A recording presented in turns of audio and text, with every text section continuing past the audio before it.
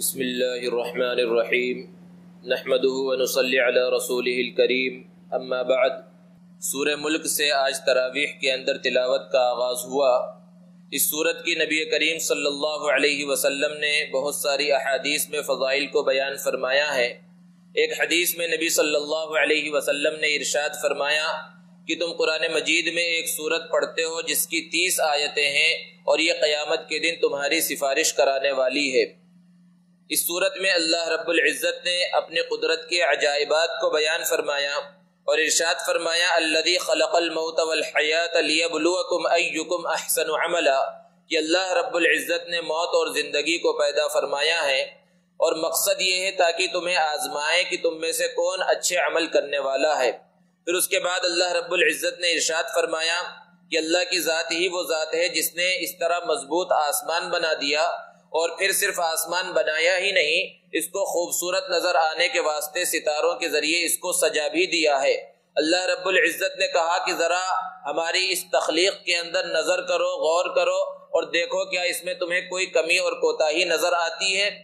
ایک مرتبہ دیکھ کر اگر تمہیں تسلی نہیں ہوتی تو فرجع البصر، دوبارہ نگاہ کو اٹھاؤ اور آسمان کی طرف دیکھو، هل تری من فطور، کیا تمہیں اس کے اندر کوئی کمی اور کوتاہی نظر آتی ہے۔ اسی طرح اللہ رب العزت نے دوسری چند چیزوں کا تذکرہ فرمایا۔ پھر اس کے بعد سورہ قلم ہے۔ اس سورت میں اللہ رب العزت نے قلم کی قسم کھائی ہے جس سے قلم کی اہمیت کا اور عظمت کا پتہ چلتا ہے۔ اس کائنات میں اللہ رب العزت نے سب سے پہلے قلم کو پیدا فرمایا اور قلم کو پیدا فرمانے کے بعد کہا کہ لکھ ڈال، تو قلم نے پوچھا کیا لکھوں؟ تو اللہ رب العزت نے فرمایا کہ تقدیر کو لکھ ڈال کہ اب سے لے کر آخر تک جو کچھ ہونے والا ہے سب کچھ لوح محفوظ میں لکھ ڈال، تو قلم نے لکھ دیا۔ اس سے علم کی اہمیت کا پتہ چلتا ہے کیونکہ قلم علم سیکھنے کا ایک آلہ اور ذریعہ ہے اور سب سے پہلے قلم کو اللہ نے پیدا فرمایا اور قلم کے بعد اللہ نے نون یعنی دوات کو پیدا فرمایا، روشنائی کو پیدا فرمایا، اور یہ بھی علم سیکھنے کا ایک آلہ ہے۔ اسلام نے علم کے حصول پر جتنا زور دیا ہے کسی اور مذہب نے علم کو حاصل کرنے پر اتنا زور نہیں دیا، لیکن آج مسلمانوں کا حال یہ ہے کہ ناخواندگی کی شرح مسلمانوں میں سب سے زیادہ ہے اور تعلیم کے میدان میں مسلمان سب سے پیچھے نظر آتے ہیں۔ اس صورت میں آگے چل کر اللہ رب العزت نے ایک نیک شخص کا تذکرہ فرمایا کہ اس کے پاس ایک باغ تھا اور باغ کی جب پیداوار ہوتی اور کھیتی کٹتی تو اس میں سے غریبوں اور مسکینوں کا حصہ نکالا کرتا۔ جب اس کا انتقال ہو گیا اور اس کے بیٹوں کے پاس جائیداد پہنچی تو بیٹوں نے مشورہ کیا کہ خواہ مخواہ ہمارے والد صاحب اتنا زیادہ غریبوں میں مسکینوں میں تقسیم کرتے تھے، ہم تقسیم نہیں کریں گے، اور انہوں نے ارادہ کیا کہ چپکے سے جا کر کھیتی کو کاٹ لیں گے۔ تو وہ لوگ جب کھیتی کے اندر پہنچے اللہ رب العزت نے اس کھیتی کو تباہ و برباد کر دیا۔ ان کے دل کے اندر تکبر پیدا ہوا تھا کہ محنت ہم نے کی، مال ہمارا ہے، پھر اس کے اندر ہم غریبوں کو اور مسکینوں کو حصہ کیوں دے؟ اللہ رب العزت نے اس مال کو ہی تباہ و برباد کر دیا اور ارشاد فرمایا کذالک العذاب، کہ اللہ کا عذاب ایسے ہی آتا ہے، یہ تو دنیا کا نقصان ہوا، ولعذاب الآخرۃ اکبر، اور آخرت کا جو عذاب ہے وہ اس سے زیادہ بڑا ہے۔ پھر اس کے بعد سورہ حاقہ ہے۔ حاقہ کے معنی ہے واقع ہونے والی چیز اور اس سے مراد قیامت ہے۔ اس صورت میں اللہ رب العزت نے قیامت کے مناظر کو بیان فرمایا کہ جب سور کو پھونک دیا جائے گا اور لوگ جمع ہو جائیں گے، حشر کا میدان قائم ہو جائے گا، تو کچھ لوگ وہ ہوں گے جن کا نامہ اعمال داہنے ہاتھ میں دیا جائے گا اور یہ کامیاب ہونے والے ہوں گے۔ اللہ رب العزت نے اس کا نقشہ کھینچا فَأَمَّا مَنْ أُوتِيَ كِتَابَهُ بِيَمِينِهِ فَيَقُولُ هَاؤُمُ اقْرَءُوا کِتَابِیَهْ، جس کا نامہ اعمال داہنے ہاتھ میں دے دیا جائے گا تو وہ کہتا ہوا پھرے گا یہ لو دیکھو میرا نامہ اعمال دیکھ لو۔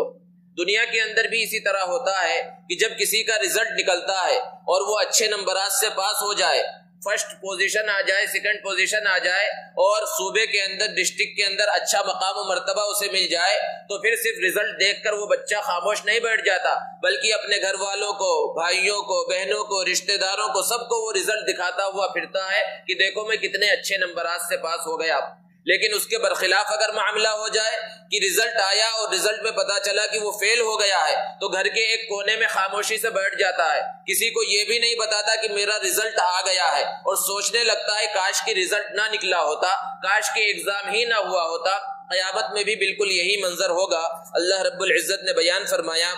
وَأَمَّا مَنْ أُوتِيَ كِتَابَهُ بِشِمَالِهِ، کہ جس کا نام اعمال بائیں ہاتھ میں دیا جائے گا، فیقول یا لیتنی لم اوت کتابیہ، تو وہ کہے گا کاش کہ مجھے میرا نام اعمال دیا ہی نہ جاتا، ولم ادری ما حسابیہ، اور یہ حساب وصاب کیا ہوتا ہے میں جانتا ہی نہ، یا لیتہا کانت القاضیہ، اور کاش کہ دنیا کے اندر جو موت آئی تھی اسی موت پر ہی میرا کام تمام ہو جاتا، لیکن ایسا ہوگا نہیں۔ اور جب وہاں پر وہ ناکام ہو جائے گا، اس امتحان میں فیل ہو جائے گا، تو پھر اس کے بارے میں کہا جائے گا خذوہ فغلوہ،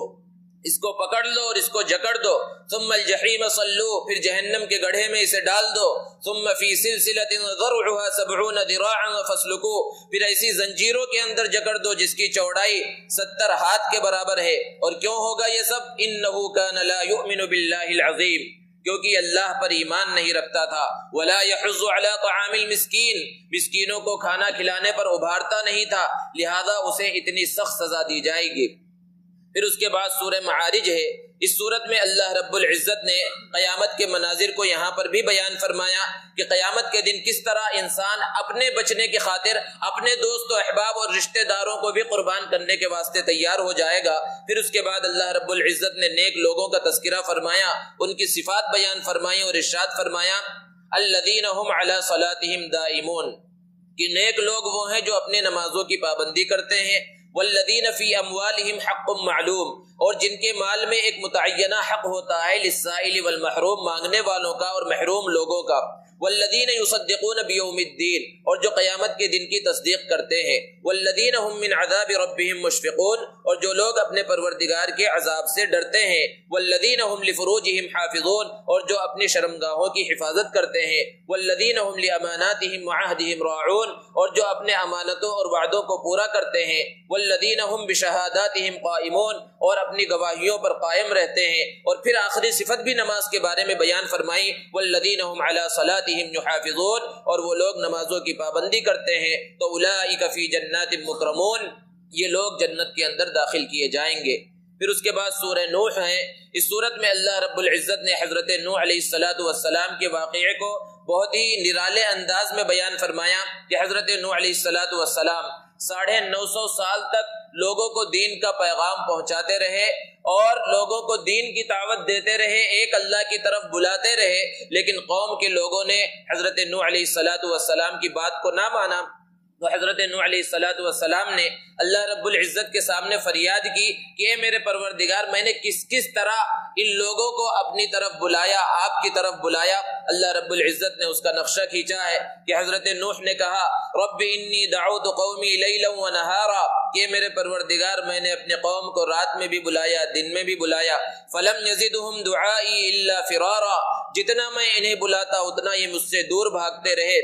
وَإِنِّي كُلَّمَا دَعَوْتُهُمْ لِتَغْفِرَ لَهُمْ جَعَلُوا أَصَابِعَهُمْ فِي آذَانِهِمْ وَاسْتَغْشَوْا ثِيَابَهُمْ وَأَصَرُّوا وَاسْتَكْبَرُوا اسْتِكْبَارًا، اور جب میں انہیں دعوت دیتا تاکہ آپ ان کو معاف فرما دیں تو اپنے کانوں میں انگلیاں ڈال لیتے اور اپنے چہرے پر کپڑا ڈال لیتے اور تکبر کے اندر مبتلا ہو جاتے۔ ثُمَّ إِنِّي دَعَوْتُهُمْ جِهَارًا، میں نے انہیں پکار کر بھی بلایا۔ ثُمَّ إِنِّي أَعْلَنْتُ لَهُمْ وَأَسْرَرْتُ لَهُمْ إِسْرَارًا، میں نے انہیں اعلانیہ بھی بلایا اور پوشیدہ طور پر بھی بلایا، لیکن ان کی نافرمانی بڑھتی ہی رہی۔ تو پھر آخر میں حضرت نوح علیہ السلام نے پروردگار عالم سے یہ دعا کی رب لا تذر علی الارض من الکافرین دیارا، کہ میرے پروردگار ان کافروں میں سے کسی کو زمین پر زندہ مت چھوڑنا، انک ان تذرہم یضلوا عبادک ولا یلدوا الا فاجرا کفارا، کہ اگر آپ نے انہیں زندہ چھوڑ دیا تو آپ کے بندوں کو یہ گمراہ کریں گے اور ان کی اولاد میں سے بھی نہیں لگتا کہ کوئی نیک پیدا ہوگا۔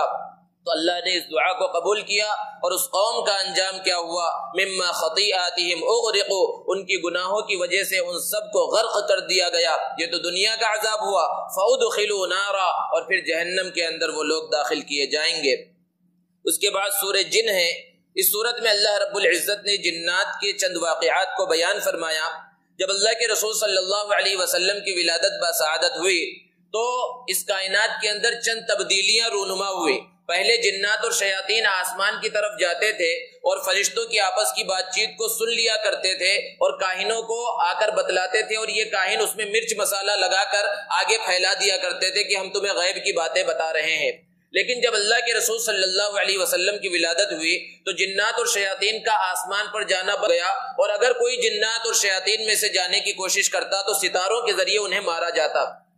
تو جب یہ معاملہ ہوا تو جنات نے میٹنگ کی کہ آخر کیوں ہمیں اوپر جانے سے روک دیا گیا ہے، ضرور دنیا میں کوئی بڑا واقعہ رونما ہوا ہے۔ پوری دنیا میں حالات کا پتہ چلانے کے واسطے انہوں نے الگ الگ ٹیمیں طے کی کہ ہر جگہ پر جاؤ اور جا کر پتہ چلاؤ کہ آخر کون سا معاملہ پیش آیا ہے جس کی وجہ سے ہمیں آسمان کے قریب اب جانے نہیں دیا جا رہا۔ تو جو گروپ حجاز مقدس کی طرف روانہ ہوا تھا وہ رات میں جا رہے تھے، اور اللہ کے رسول صلی اللہ علیہ وسلم ایک سفر میں تھے اور آپ قرآن مجید کی تلاوت کر رہے تھے۔ ان لوگوں نے، جنات کی جماعت نے قرآن مجید کی تلاوت کو سنا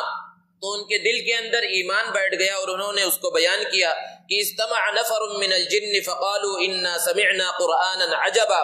کہ جنات کی ایک جماعت نے قرآن مجید کو سنا تو انہوں نے آ کر کہا کہ ہم نے تو ایک بڑا عجیب قرآن سنا ہے، یہدی الی الرشد، جو ہدایت کی طرف رہنمائی کرتا ہے، فآمنا بھی، ہم تو اس پر ایمان لے کر آ گئے ہیں، ولن نشرک بربنا احدا، اور ہم اپنے پروردگار کے ساتھ کسی کو شریک نہیں ٹھہرائیں گے۔ تو ان لوگوں نے ایمان قبول کیا، اور اللہ کے رسول صلی اللہ علیہ وسلم جس طرح انسانوں کی طرف نبی بنا کر بھیجے گئے، اسی طرح جنات کی طرف بھی نبی بنا کر بھیجے گئے، اور جس طرح انسان احکامات کے اور عبادات کے مکلف ہیں اسی طرح جنات بھی احکامات اور عبادات کے مکلف ہیں۔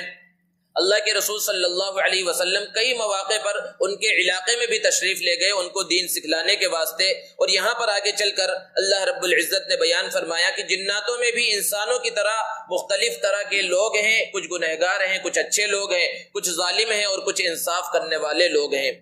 پھر اس کے بعد سورہ مزمل ہے، اور سورہ مزمل کے بعد سورہ مدثر ہے۔ یہ دونوں سورتیں اللہ کے رسول صلی اللہ علیہ وسلم پر نبوت کے بالکل ابتدائی دور کے اندر نازل ہوئی، اور بڑے ہی پیارے انداز میں اللہ رب العزت نے محمد عربی صلی اللہ علیہ وسلم کو مخاطب کیا۔ جب پہلی وحی نازل ہوئی اور آپ صلی اللہ علیہ وسلم پر فطری طور پر ایک فرشتے کو دیکھنے کی وجہ سے جو گھبراہٹ پیدا ہوئی تھی تو گھر میں آ کر چادر اوڑھ کر لیٹ گئے تھے، تو اللہ رب العزت نے خطاب کیا، یا ایھا المزمل، کہ اے چادر میں لپٹے ہوئے، قم اللیل الا قلیلا، کھڑے ہو جائیے رات میں اور اللہ رب العزت کے سامنے عبادت کیجئے۔ اسی طرح سورہ مدثر میں بھی کہا، یا ایھا المدثر، کہ اے چادر میں لپٹے ہوئے، قم فانذر، کھڑے ہو جائیے اور لوگوں کو ڈرائیے، وربک فکبر، اپنے رب کی بڑائی بیان کیجئے، وثیابک فطہر، اور اپنے کپڑے کو صاف کیجئے۔ پھر اس کے بعد آگے چل کر سورہ مدثر میں اللہ رب العزت نے جہنم کا نقشہ کھینچا ہے کہ جو لوگ جہنم میں چلے جائیں گے تو ان سے سوال کیا جائے گا، ما سلککم فی سقر، آخر تم اس جہنم میں کیوں پہنچے؟ تو وہ لوگ کہیں گے، لم نک من المصلین، کہ ہم نماز نہیں پڑھتے تھے اس لیے ہمیں جہنم میں آنا پڑا، ولم نک نطعم المسکین، ہم مسکینوں کو کھانا نہیں کھلاتے تھے، اور ہم قیامت کے دن کو جھٹلایا کرتے تھے، تو اس کی وجہ سے ان کا وہ انجام ہوا۔ اس کے بعد سورہ قیامہ ہے، جیسا کہ نام سے ہی واضح ہے، اللہ رب العزت نے قیامت کے دن کی قسم کھائی، اور قیامت کے منظر کو اللہ رب العزت نے بیان فرمایا کہ لوگ شک کے اندر مبتلا ہیں اور یہ سوچ رہے ہیں کہ جب ہم مر جائیں گے ہماری ہڈیاں بھی ریزہ ریزہ ہو جائیں گی تو اللہ رب العزت ہمیں دوبارہ کیسے زندہ کرے گا؟ اللہ نے سوال کیا، اَيَحْسَبُ الْإِنسَانُ أَن لَّن نَّجْمَعَ عِظَامًا،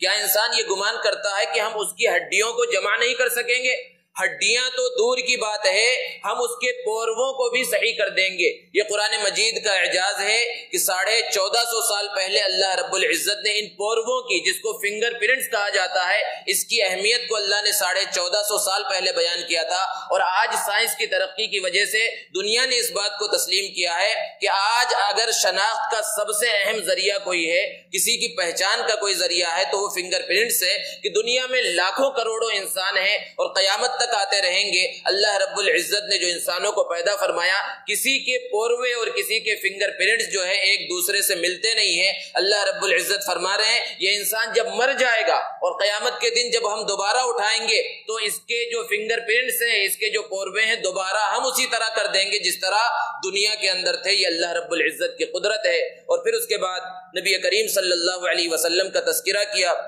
کہ جب آپ پر وحی نازل ہوتی تھی تو اللہ کے رسول صلی اللہ علیہ وسلم اس کو جلدی جلدی پڑھنے کی کوشش کرتے تھے. تو نبی صلی اللہ علیہ وسلم سے کہا گیا لا تحرک به لسانک لتعجل به، آپ اپنی زبان کو جلدی جلدی حرکت مت دیں تاکہ اس کو یاد کر لیں. آپ پر جب وحی نازل ہو، جبرائیل امین آپ کو قرآن سنائے تو آپ غور سے سنیں، اس کے بعد اس کا پڑھوانا، اس کا محفوظ کرانا سب کچھ ہماری ذمہ داری ہے. اور آج ہم اپنی آنکھوں سے دیکھ رہے ہیں کہ 1450 سال کا زمانہ گزر گیا اور وہ قرآن مجید جس کو اللہ رب العزت نے محمد عربی صلی اللہ علیہ وسلم پر نازل کیا تھا وہ ہو بہو اسی شکل میں ہمارے سامنے موجود ہے. اللہ رب العزت سے دعا ہے اللہ رب العزت ہمیں قرآن مجید کے حقوق ادا کرنے کی توفیق عطا فرمائے. وآخر دعوانا الحمدللہ.